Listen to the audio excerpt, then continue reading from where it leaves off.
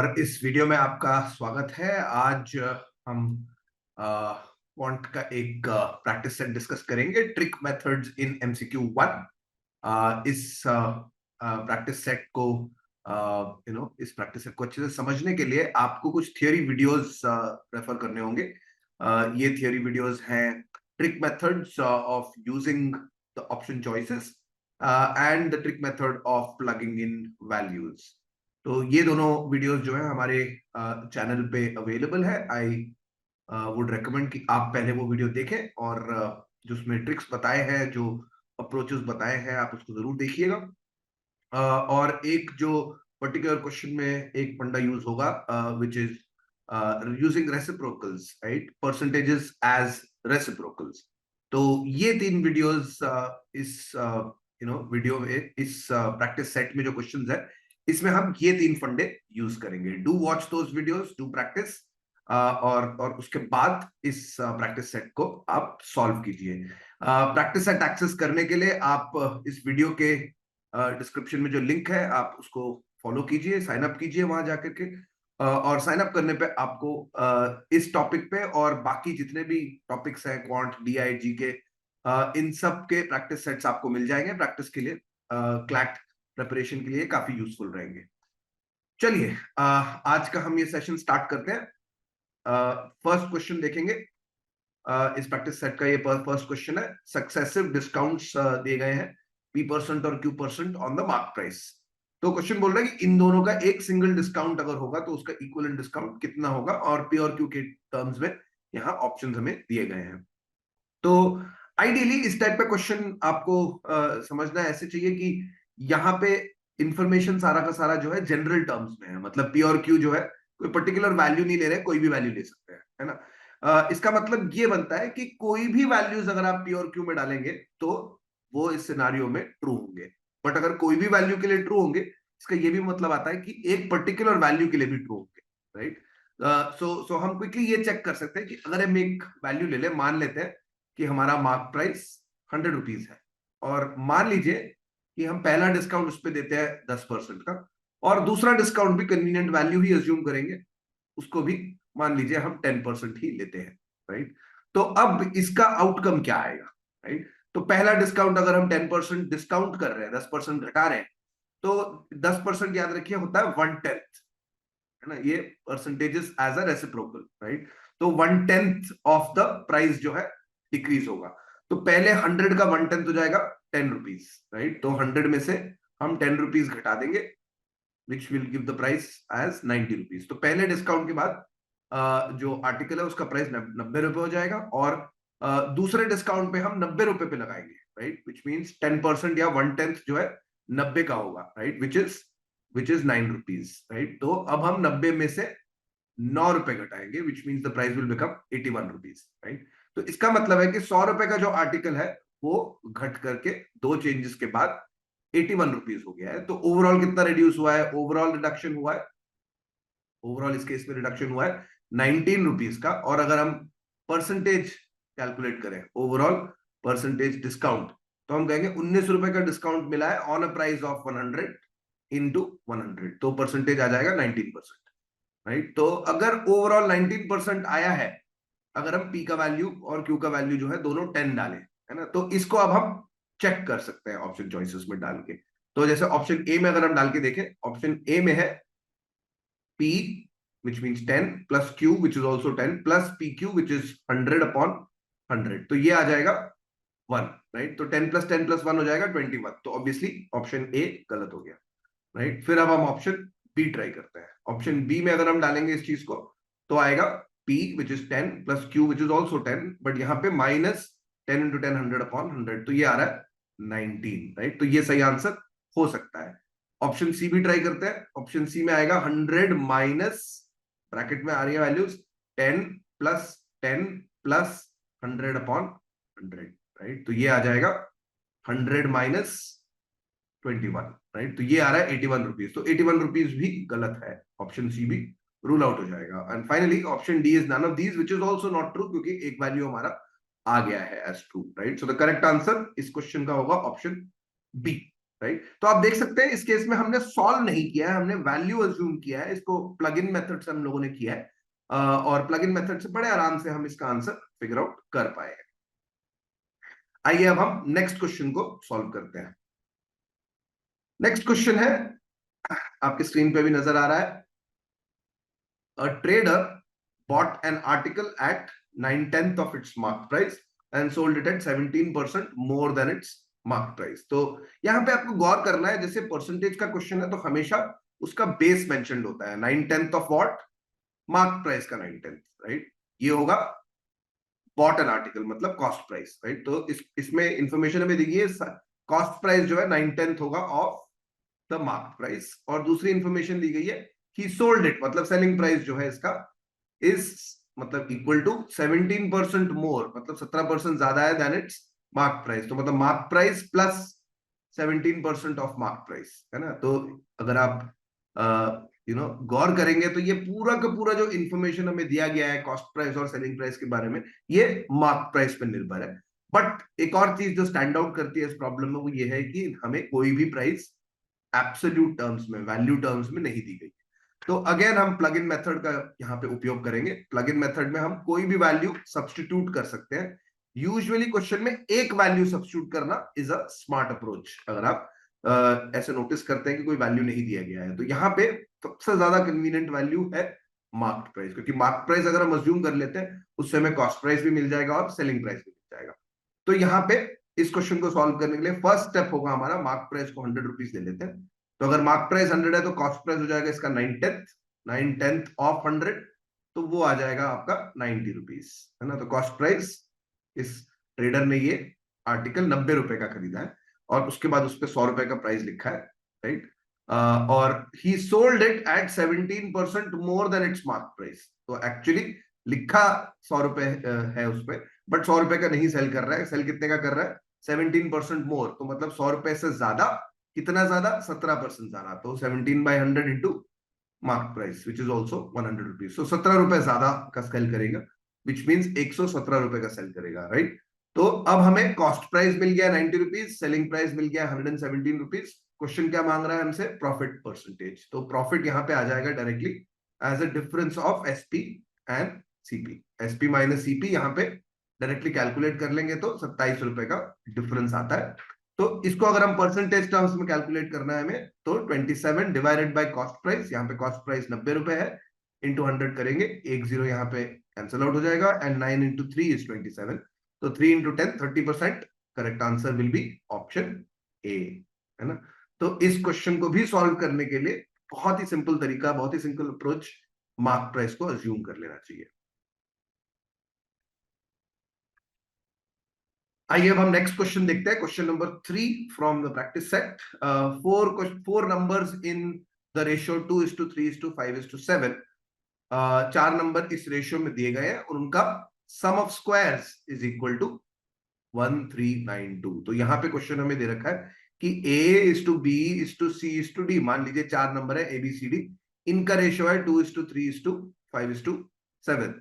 Usually जब भी problem में रेशियो दिया जाता है तो आप रेशियो को अज्यूम करते हैं, आप वेरिएबल्स को as multiples of terms in the ratio.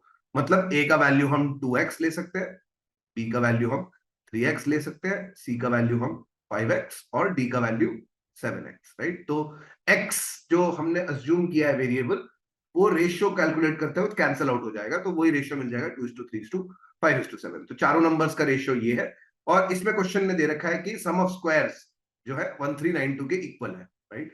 But अगर आप इनको स्क्वायर करेंगे तो एक्चुअली स्क्वायर्स काफी बड़े वैल्यूज आ जाते हैं, उन सबको ऐड करना पड़ेगा और उसके बाद इक्वल टू 1392 करना पड़ेगा, उससे भी क्वेश्चन सॉल्व हो जाएगा।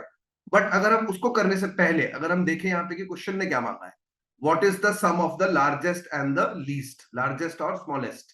तो हमें मांगा गया है, we want the value of smallest value, largest value which is 7x plus the least value which is 2x। तो हमें 9x का वैल्यू मांगा गया, राइट। तो 9x देखते ही आपको ये आइडिया लगना चाहिए कि ये एक मल्टीपल होगा 9 का, है ना।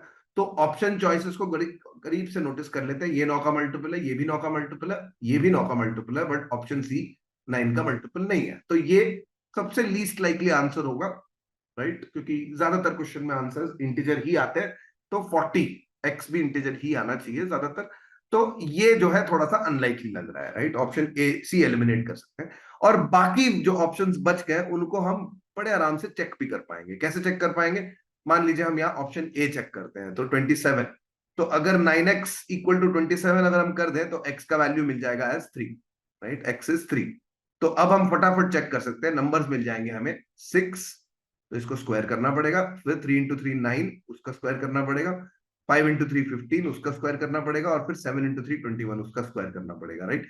तो अगर हम जल्दी से इसको ट्राई कर ले, 21 का स्क्वायर होता है 441, 15 का स्क्वायर 225, 9 का स्क्वायर 81, और 6 का स्क्वायर 36। तो आप गौर से देखेंगे कि ये सम तो जो भी है 100, मतलब हंड्रेड्स में आ रहे हैं, 400 plus 200 600 plus may be 100 and something, है ना। सो 700 समथिंग आएगा, मे बी 800 के क्लोज आएगा, राइट। तो ये ऑप्शन अनलाइकली लग रहा है, राइट।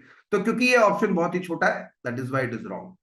फिर अब आप ऑप्शन बी ट्राई करते हैं। यहाँ पे 9x इक्वल टू 36 करेंगे तो x की वैल्यू आ जाती है 4, राइट।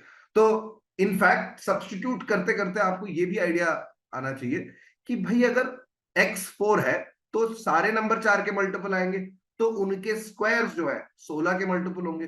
तो क्या ये नंबर 16 का मल्टीपल है? एक बार चेक कर लेते हैं। 16 16 इंटू, इससे अगर डिवाइड करें 16 इंटू 8 इज 128, 11 बचेगा 112, तो ये नंबर 16 का मल्टीपल है, राइट। जैसे हमने पिछले ऑप्शन में हमने x का वैल्यू 3 मिला था, तो स्क्वायर करने पर 3 स्क्वायर इज इक्वल टू 9। तो क्या ये नंबर 9 का मल्टीपल है? एक बार अगर आप फटाफट चेक कर लें इस बात को, ये 9 का मल्टीपल है क्या? 9 प्लस 2 11, 11 प्लस 3 14, 14 प्लस 1 15, ये 9 का मल्टीपल नहीं है ना। तो ऑप्शन ए उस लॉजिक से रूल आउट हो जाएगा। 45 अगर हम ट्राई करें ऑप्शन सी, राइट, 45 से x का वैल्यू आ रहा है 5, राइट। तो नंबर, सारे नंबर जो है 5 के मल्टीपल होंगे, मतलब उनके स्क्वायर्स 25 के मल्टीपल होंगे। तो ऐड करने पे भी नंबर जो है, सम जो है 25 का मल्टीपल आएगा, बट ये नंबर 25 का मल्टीपल नहीं है, राइट। तो इससे ऑप्शन डी भी रूल आउट हो जाएगा। तो बिना कुछ मेहनत किए आप करेक्ट आंसर आइडेंटिफाई कर पाएंगे। Correct answer has to be option B. और इससे हमने थोड़ा सा जो है कैलकुलेशन अवॉइड कर लिया, राइट। सो कभी कभी अगर आप सब्स्टिट्यूट भी कर रहे हैं तो अपने दिमाग को थोड़ा सा एक्टिव रखिए और कंटिन्यूअसली जो है अप्लाई कीजिए प्रॉब्लम में। ये टेढ़े मेढ़े जो ट्रिक्स हैं ये काफी यूजफुल होते हैं कॉमन सेंस यूज करने पे। Before I go ahead and discuss other questions, एक क्विक अनाउंसमेंट मैं करना चाहूंगा। हमारा जो टेस्ट सीरीज है, आपसे मैं आग्रह करूंगा कि इस टेस्ट सीरीज को आप एक्सेस कीजिए, साइन अप कीजिए। साइन अप करके एक्सेस करने के बहुत सारे फायदे हैं। हमारे टेस्ट सीरीज जो है पूरी क्वालिटी की गारंटी के साथ आते हैं, कंप्लीटली क्लैट के पैटर्न के नजदीक है, और कुछ कुछ हमने वेरिएशंस भी डाल रखे हैं इसमें। रिसर्च से बने हुए सारे क्वेश्चंस जो है फुल्ली सॉल्व्ड आपको मिलेंगे।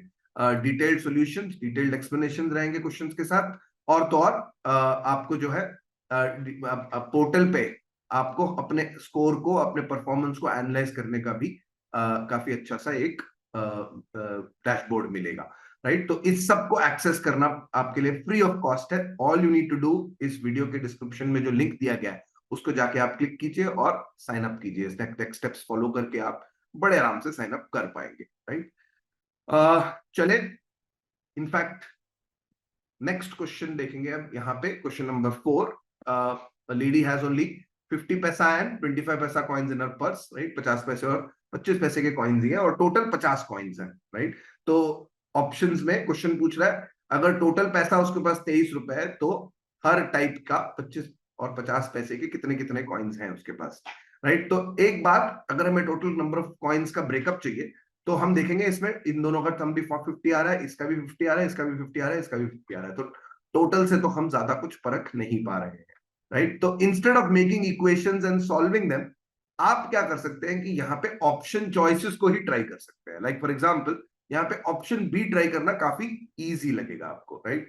क्योंकि 40, अगर मेरे पास 50 पैसा के कॉइन्स है तो उनका वैल्यू 50 पैसा मतलब आधा रुपया, राइट। तो 40 इंटू हाफ 20 रुपए की वैल्यू आ जाएगी।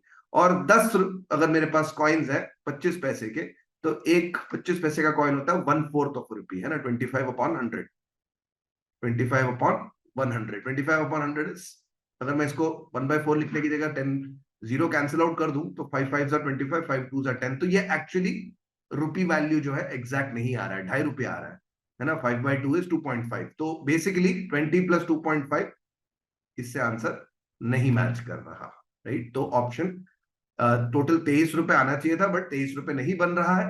और एक्चुअली मुझे वैल्यू थोड़ी सी ज्यादा चाहिए, तो 50 पैसे के और कॉइन्स होने चाहिए और 25 पैसे के कम होने चाहिए, राइट। सो ऑप्शन सी भी रूल आउट हो जाएगा और ऑप्शन डी भी रूल आउट हो जाएगा, और इससे डायरेक्टली आपको समझ में आएगा ऑप्शन ए ही सही आंसर होना चाहिए। एक बार क्विकली चेक कर लेते हैं। अगर मेरे पास 42 जो है 50 पैसा के कॉइन्स होते और 25 पैसा के मेरे पास 8 कॉइन्स होते, तो वैल्यू क्या आएगी इनकी, 42 इंटू 50/100 या हाफ रुपी, तो इसकी वैल्यू आ जाएगी ₹21।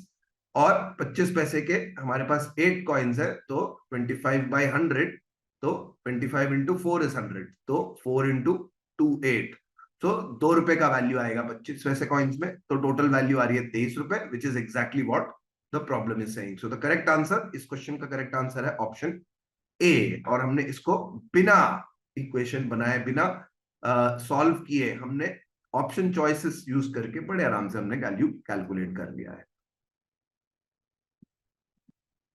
नेक्स्ट क्वेश्चन देखेंगे, क्वेश्चन नंबर 5।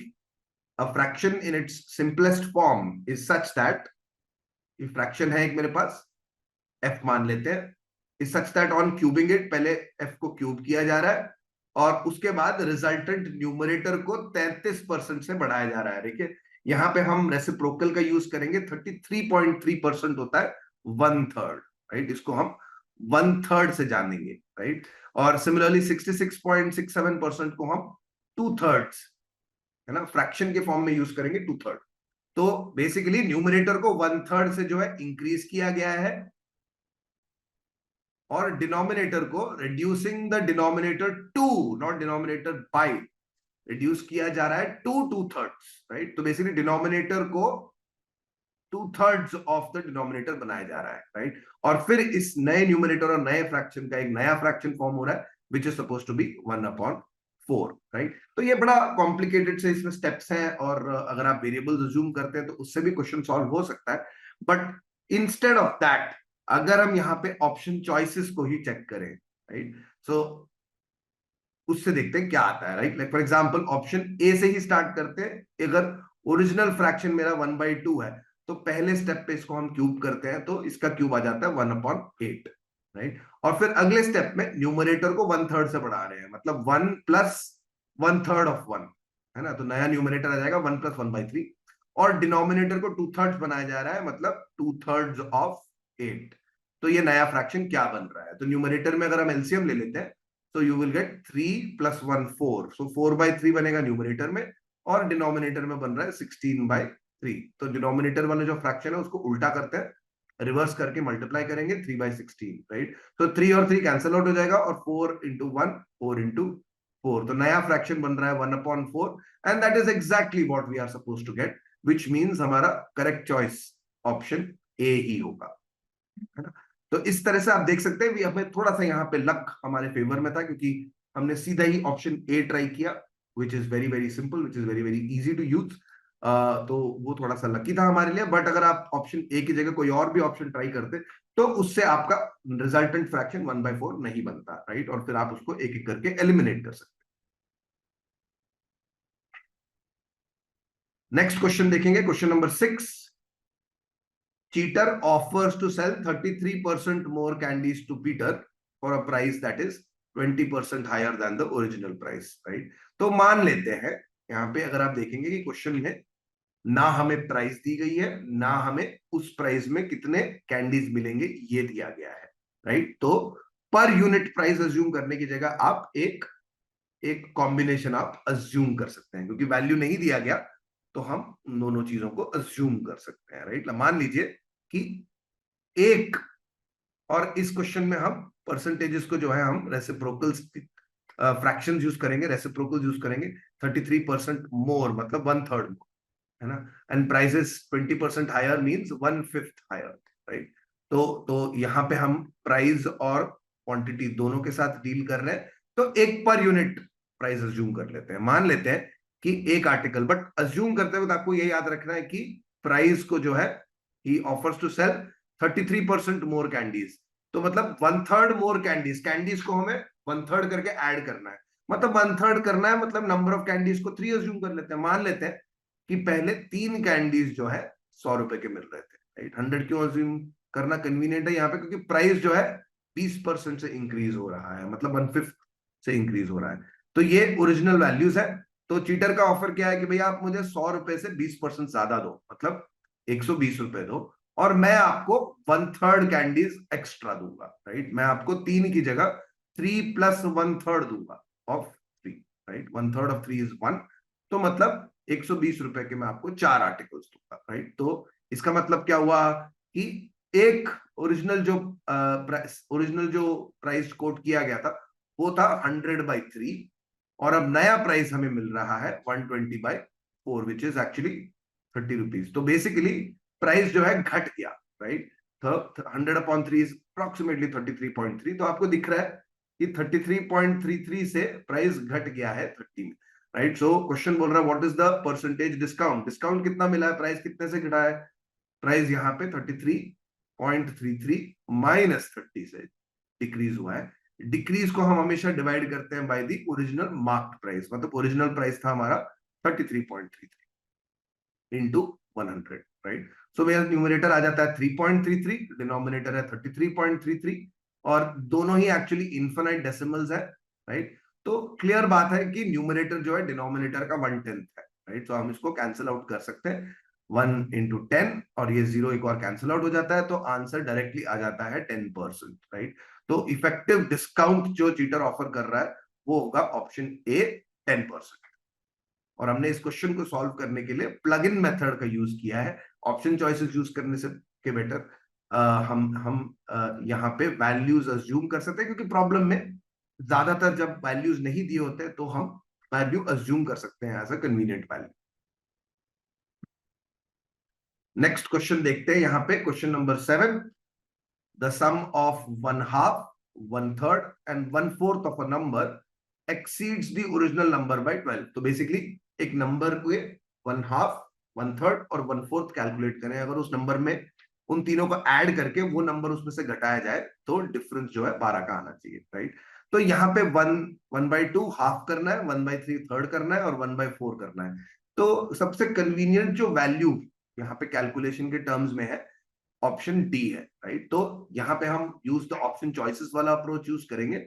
120 अगर हम यूज करते हैं तो 120 का पहले हाफ करना होगा, 120 का 1/3 करना होगा, और 120 का 1/4 करना होगा, राइट। विच मी और इन तीनों को ऐड करना पड़ेगा। तो ये कितना आ रहा है, 120/2 आ रहा है 60, 120/3 आ रहा है 40, 120/4 आ रहा है 30, राइट। तो 60 + 40 100 + 30 इज 130। क्या ये ओरिजिनल नंबर 120 से 12 ज्यादा है, नहीं, ये ओरिजिनल नंबर से 10 ज्यादा है, राइट। तो ऑप्शन डी रूल आउट हो गया, राइट, इनकरेक्ट है। और इनफैक्ट डिफरेंस हम थोड़ा सा और चाहते हैं, क्योंकि यहाँ पे डिफरेंस नंबर के साथ और इस सम का जो डिफरेंस है वो 10 आ रहा है, तो हम चाहते हैं कि डिफरेंस 12 हो। तो ऑब्वियसली डिफरेंस 12 होने के लिए जो ओरिजिनल नंबर है उसको थोड़ा सा और बड़ा होना पड़ेगा, राइट। इंट्यूटिवली थोड़ा सा ये ऑब्वियस है, अगर ऑब्वियस नहीं भी है तो चेक कर लेते हैं इसको, राइट। यहाँ पे अगला जो चॉइस हम ऑप्शन बी चेक करेंगे, 144, 144 का हाफ, 144 का 1/3 और 144 का 1/4 करके देखेंगे। बाय द वे इस क्वेश्चन में एक और इंटरेस्टिंग बात है, क्योंकि 1/3 वन हाफ, 1/3 और 1/4 कर रहे हैं, तो क्या ये सारे ऑप्शन चॉइसेस 2, 3 और 4 से डिविजिबल है, और अगर आप इस बात को भी जांच ले तो ऑप्शन सी एलिमिनेट हो जाता है, क्योंकि 90 जो है 4 से डिविजिबल नहीं है, 2 और 3 से है, राइट। तो अनलाइकली है कि आंसर 90 हो। एनीवे यहाँ पे ऑप्शन बी ट्राई करते हैं। 144 का हाफ है 72, 144 का 1/3 इज एक्चुअली 48, और 144 का 1/4 इज 36, राइट। तो 72 और 48 इसका टोटल आ जाता है 120, 120 + 36 करेंगे तो आएगा टोटल 156। ये ओरिजिनल नंबर 144 से कितना ज्यादा है, इंडीड 12 ज्यादा है, which is what the problem had also stated. तो यहाँ पे बड़े आराम से हमने ऑप्शन चेक करके पूछ लिया है, ये बात जान ली है कि करेक्ट आंसर ऑप्शन बी है।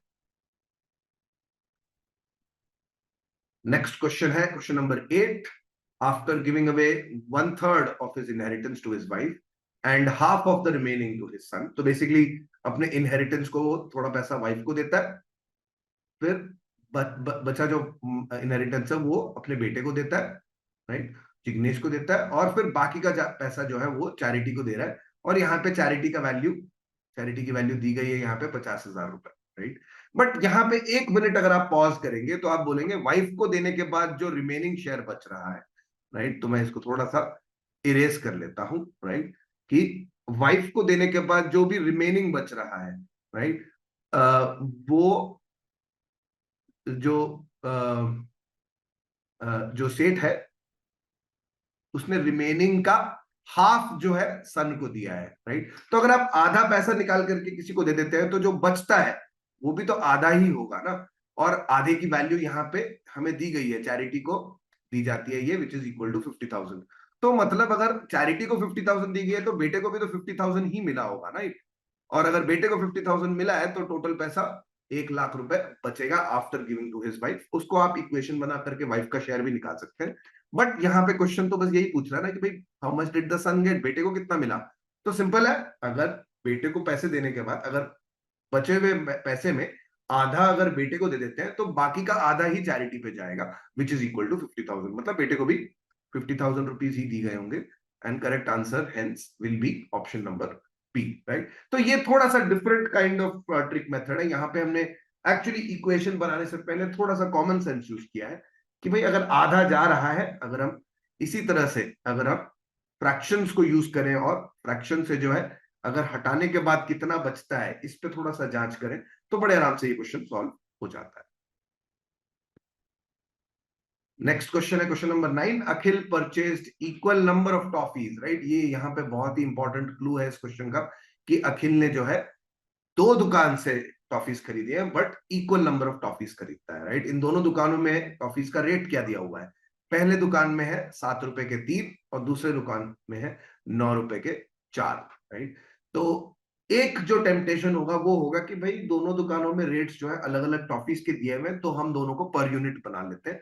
तो एक टॉफी पहली दुकान में 7/3 रुपीज की होगी और दूसरे दुकान में एक टॉफी जो है 9/4 रुपीज की होगी, राइट। अगर आप यहीं पे एक बार आप दिमाग लगाएं तो यार तो फ्रैक्शन बन रहा है, राइट। और टिपिकली कैलकुलेशन टर्म्स में फ्रैक्शंस बनना जो है काफी it's not very very it is not very convenient, है ना। तो हमें इसको अवॉइड करना चाहिए, राइट। तो एक टॉफी पहली दुकान से और एक टॉफी दूसरी दुकान से खरीदें, इससे बेटर ये होगा कि हम एक एक टॉफी खरीदने की बजाय कोई और वैल्यू अज्यूम कर लें, राइट। और ऐसा वैल्यू अज्यूम करें जिससे कि जो भी प्राइस बन रहा है वो इंटीजर टर्म्स में आ जाए, राइट। इनफैक्ट जो टॉफीज जो हम खरीद रहे हैं दोनों दुकानों से वो उन दुकानों के लॉट्स के मल्टीपल में ही आए, राइट। तो मतलब अगर मैं पहले दुकान से अखिल खरीदता है तो 3-3 के ग्रुप्स में ही खरीद सकता है, 3-3 के लॉट में ही खरीद सकता है। मतलब 3 का मल्टीपल खरीदना पड़ेगा उसे और दूसरे दुकान से 4 का लॉट खरीदना पड़ेगा। तो क्यों ना हम अज्यूम करें कि वो अखिल जो है वो 12 चॉकलेट्स खरीदता है from each shop, right. He buys 12 chocolates from each shop. तो फर्स्ट शॉप में 12 चॉकलेट का रेट क्या आएगा, 3 चॉकलेट का रेट अगर 7 रुपए है तो 12 बनाने के लिए इंटू 4 करना पड़ेगा। तो 4 इंटू 7 कर देंगे, which means cost price will be 4 into 7 28, right. 4 into 7 28 rupees आ जाएगा। और सिमिलरली दूसरी दुकान में 12 बनाने के लिए 4-4 के मुझे 3 लॉट खरीदने पड़ेंगे, 4 इंटू 3 12 आता है। तो अगर एक लॉट 9 रुपए का है तो ऐसे ही 3 लॉट हम खरीदेंगे 3 इंटू 9 विच इज 27 रुपीज। तो बेसिकली यहाँ पे 12+12 चॉकलेट 12+12 टॉफी खरीदने के लिए अखिल जो है 28 रुपीज एंड 27 रुपीज स्पेंड कर रहा है, मतलब टोटल 55 रुपए स्पेंड कर रहा है, राइट। और 55 रुपए खर्च करके उसने टोटल कितने टॉफीज खरीदे हैं, 12+12 24, राइट। सो टोटल 24 टॉफीज वो अब सेल करेगा, राइट। सेल करते वक्त हमें क्या दिया गया है कि ही sold them at a rate of 6 toffees for ₹15, 15 रुपए की ये 6 टॉफीज बन रहे हैं। तो 6 को जो है लॉट साइज को अगर हम 24 बनाना चाहे तो 6 को हम 4 से मल्टीप्लाई करेंगे, यहाँ 6 इंटू 4 इज 24। तो प्राइस को भी हम 4 गुना कर देंगे, मतलब यहाँ पे सेलिंग प्राइस आ जाएगा 15 into 4 which is actually equal to 60 rupees, right. तो अब इक्वल नंबर ऑफ टॉफीज खरीदने पे एक कन्वीनियंट वैल्यू हमने अज्यूम कर लिया कि 12-12 खरीदता है। उससे हमें यह समझ में आ रहा है कि कॉस्ट प्राइस 55 रुपए है और सेलिंग प्राइस 60 रुपए है। क्लियर बात है कि अखिल को यहाँ पे प्रॉफिट होगा, राइट। कितने का प्रॉफिट हो रहा है यहाँ पे, 60 - 55 इज 5 रुपीज, और परसेंटेज प्रॉफिट कैलकुलेट करने के लिए इसको हम डिवाइड करेंगे कॉस्ट प्राइस से, विच इज 55 रुपीज इंटू 100। तो यहाँ आंसर आ रहा है 5 इंटू 1100, 100 अपॉन 11 इज 11 9 99। तो 9% के पास आना चाहिए। करेक्ट आंसर ऑप्शन डी ही होगा, राइट। और आपको आई थिंक ये मेथड समझ में आ गया होगा। इस प्रॉब्लम के लिए हमने प्लग इन मेथड यूज किया है। हमने वैल्यूज प्लग किए हैं। कौन से वैल्यूज प्लग किए हमने? Total number of toffees purchase from each shop, हमने वो वैल्यू अज्यूम कर लिया है। नेक्स्ट क्वेश्चन पे आते हैं, क्वेश्चन नंबर 10। यहाँ पे क्वेश्चन बोल रहा है कि कार्तिक जो है ही spend equal amount of money in 2 shops, right. तो कार्तिक ने पिछले क्वेश्चन में हमने total number of toffees purchased equal दिया हुआ था, बट यहाँ पे number of coconuts purchased equal नहीं है, money spent on coconuts equal है दोनों दुकानों में, है ना। और दोनों दुकानों में मनी स्पेंट का मुझे क्या पता है कि अगर हम 150 रुपए खर्च करता हूँ पहले शॉप में तो मुझे 1 डजन मिलेगा, और दूसरे शॉप में अगर मैं 250 रुपए परचेज करता हूँ, 250 रुपए खर्च करता हूँ, तो मुझे 1 डजन मिलेगा। तो क्लियरली अगर मैं डजन्स में ही खरीदूं तो पहली दुकान से मुझे 150 का मल्टीपल खर्च करना पड़ेगा, और दूसरी दुकान में मुझे 250 का कोई मल्टीपल स्पेंड करना पड़ेगा। तो कार्तिक का हम एक्सपेंडिचर अज्यूम कर लेते हैं। लेट कार्तिक स्पेंड इन दोनों का एलसीएम, राइट। तो एलसीएम इसका कैलकुलेट करना है हमें 150 और 250 का, राइट। तो यहाँ पे सबसे पहले तो जो कॉमन में नजर आ रहा है बड़े आराम से, वो हम नोट डाउन कर लेते हैं। 150 होगा 50 इंटू 3, 250 होगा 50 इंटू 5। तो दोनों में 50 आ रहा है, तो एलसीएम शुड एक्चुअली बी 50। दोनों में 50 कॉमन है, एक ही बार काउंट करेंगे। फिर 50 के अलावा पहले नंबर में 3 और दूसरे नंबर में 5 अवेलेबल है, तो LCM will be 50 into 3 into 5, 50 into 15, right. 50 into 15 is 750। तो हम अज्यूम कर लेते हैं कि कार्तिक जो है 750 रुपए खर्च करता है इन ईच शॉप, राइट। तो 750 रुपए के पहले शॉप में नंबर ऑफ कोकोनट्स क्या कितने खरीद पाएगा वो, राइट। तो number of dozens, right, that he will purchase. एक डजन जो है 150 रुपए का है पहले शॉप में, 150 का 750 इज एक्चुअली 150 इंटू 5, राइट। तो यहाँ पे नंबर ऑफ डजन जो है पहले शॉप से 5 डजन मिलेंगे, और 750 को अगर हम 250 के टर्म्स में लिखे तो इट विल बी 250 इंटू 3, है ना। तो दूसरे शॉप में 750 रुपए अगर हम खर्च करते हैं तो हमें 3 दर्जन कोकोनट मिलेंगे, राइट। तो टोटल कितने डजन खरीदे हैं कार्तिक ने 750 और 750 खर्च करके 8 डजन खरीदे हैं, राइट। तो 8 डजन का हमें कॉस्ट प्राइस मिल गया एज 750 प्लस 750, दैट इज 1500। 1,500 रुपए में खर्च करके कार्तिक ने 8 दर्जन कोकोनट खरीदे हैं, राइट। अब वो सेल किस प्राइस पे करता है? He sells it at a dozen for 200, मतलब सेलिंग प्राइस जो है एक डजन का 200 रुपीज है, और हम टोटल कितने स्पेंड कर रहे हैं, सेल कर रहे हैं यहाँ पे 8 डजन स्पेंड कर रहे हैं, मतलब 200 इंटू 8 आ जाएगा 1600। तो cost price 1500, selling price 1600। Clearly यहाँ पे प्रॉफिट जो है वो होगा 100 रुपीज, और परसेंटेज में निकालने के लिए इसको हम डिवाइड कर देंगे by the cost price which is 1500। 1500 से डिवाइड करके इंटू 100 करेंगे, 2 जीरो नॉक ऑफ कर देते हैं, फिर 5 इंटू 3, 5 इंटू 20। तो आंसर आ रहा है यहाँ 20/3 इज द प्रॉफिट, राइट। तो लॉस वाले ऑप्शंस तो सीधा ही हटा देते हैं, ऑप्शन ए और डी। बी और सी में 6.67 और 6.25 में करेक्ट आंसर होगा ऑप्शन बी, राइट। तो यहाँ पे 20/3 is actually nothing but 6.6666, right, which is approximately 6.67%, right। तो इस तरीके से हमने इस क्वेश्चन को भी सॉल्व कर लिया है by assuming convenient value. Starting में हमें कन्वीनियंट वैल्यू क्या अज्यूम करी है? कार्तिक कितना पैसा खर्च कर रहा है, right. That should be the LCM of the rates. चलिए, आई होप आपको ये सारे क्वेश्चन समझ में आ गए। जाते जाते मैं आपको एक बात याद जरूर दिलाऊंगा। इस टॉपिक के जो एक्सरसाइज है, अगर आप उसको एक्सेस करना चाहते हैं तो वीडियो में डिस्क्रिप्शन में जो लिंक दिया गया है आप उस लिंक को एक्सेस कीजिए, लिंक को क्लिक कीजिए। उस लिंक पे ये प्रैक्टिस एक्सरसाइज और बहुत सारे प्रैक्टिस एक्सरसाइजेस अवेलेबल होंगे। और तो और आपको फ्री मॉक टेस्ट भी मिलेगा क्लैट के पैटर्न में। हाई क्वालिटी मॉक होगा, डिटेल्ड एक्सप्लेनेशन के साथ आएगा, और आपको डैशबोर्ड के थ्रू अपनी एनालिसिस करने के लिए भी काफी सिंपल तरीके से शोकेस किया गया है, right. So what are you waiting for? Claim your pre mock today. Thank you guys and hope to see you in the next video.